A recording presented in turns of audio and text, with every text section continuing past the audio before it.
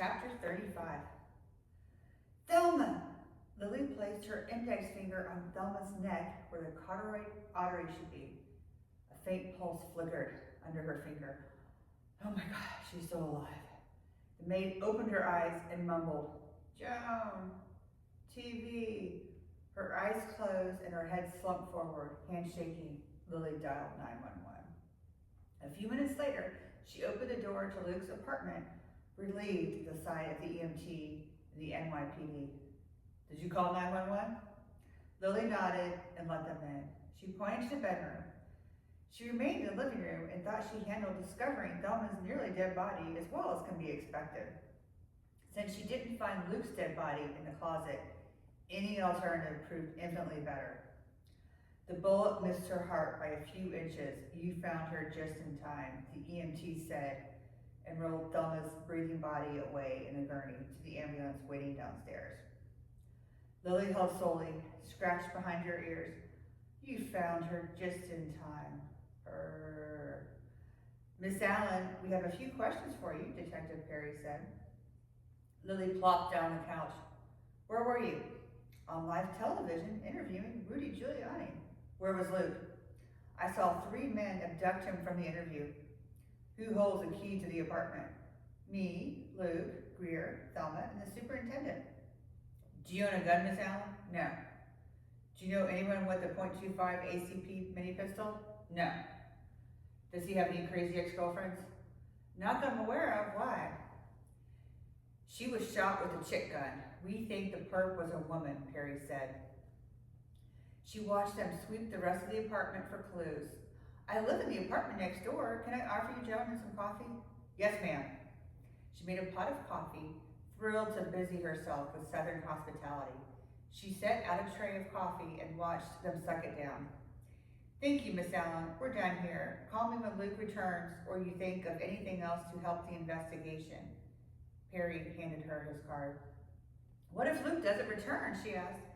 You can file a missing persons report after 24 hours, he said, and the NYPD left. Lily crossed the hall to her apartment, completely exhausted, both physically and emotionally. She stumbled to the sofa, wrapped herself in a chenille throw. She curled up into a ball and cried. Lily awoke to the sound of a key opening her front door. She didn't know how long she'd slept. It seemed like she'd been out for several hours, enough time for her mother's flight to arrive from South Carolina. But Lily's exhaustion kept her from rolling over to confirm her mother just entered the premises and not Thelma's attacker. Strong arms embraced Lily, her nostrils filled with the masculine scent of Jakar. Grier! Her tired eyes opened with a new sense of hope. She didn't say a word. She just clung to him and cried. I came here as soon as I got your message.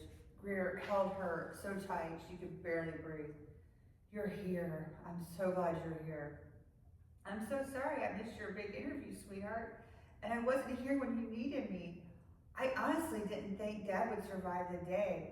I've been with him in the ICU all this time. We actually watched you on television from the hospital. You were fantastic. I'm gonna marry a big television star. Luke's gone. I can't believe someone took him. She sobbed into Grier's chest. Tell me what happened. Tell me everything.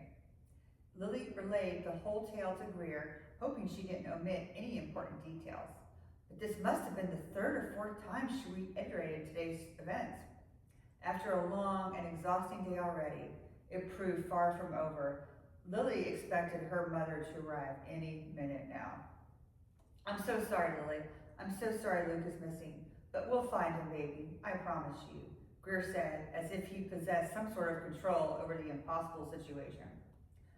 I know. I have to think positive. We have to find Luke. We just have to. I'm so sorry you saw something as awful as Thelma's nearly dead body in Luke's apartment. I wish I could have been here for you sooner. I know, you need to be with your father. And who would have ever imagined all of this would have happened today?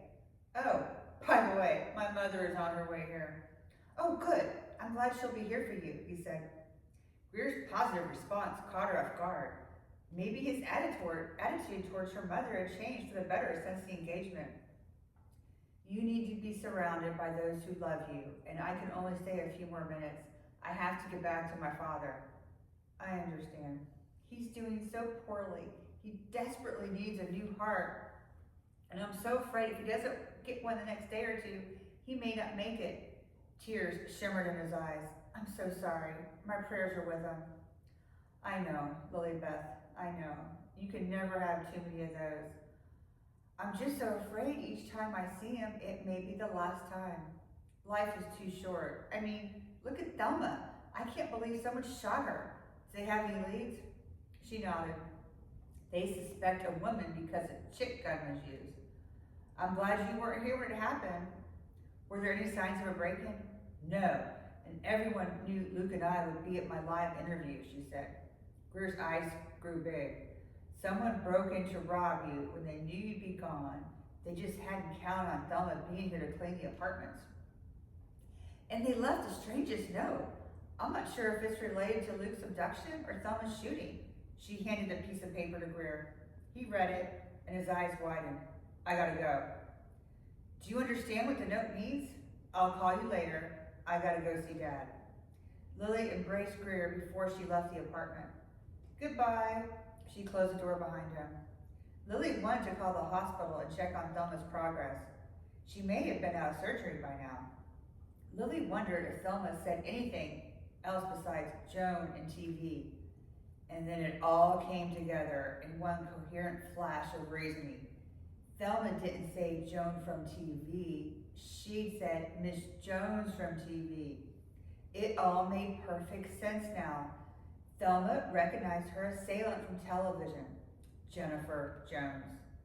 Lily remembered what Joe said when she first got back from the Keys. He said something about Jennifer having something wrong with her face, and she couldn't be on television for a week or so.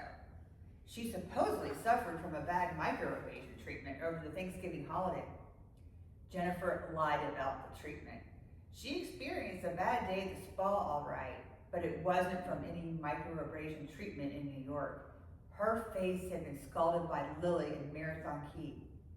Jennifer Jones had suggested the spa. Jennifer Jones tried to smother Lily. Come back next time for the next chapter.